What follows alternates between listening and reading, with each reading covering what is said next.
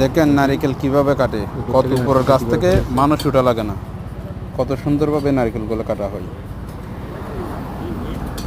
এই যে একটা পোম আছে না, পোমটার উপর কেটে ফেলে দিবে পাইপ দিয়ে, পাইপ থেকে উপর দিয়ে কাটবে, নিচে আপনার ওই পোমের গিয়ে পড়বে। একটা ডাবও আপনার পারবে না, একটা ডাবও পারবে না এইভাবে কাটতে। এইভাবে কাটলে একটা ডাবও যদি না পাটে, এর মধ্যে কষ্টটাও হলো না, রিক্সও হলো না। দেখেন কত সুন্দর কেটে কেটে এই যে দেখেন, এই যে কেটে কেটে এবার সব রাস্তার মধ্যে নিয়ে আসছে, কেটে নিয়ে আসছে।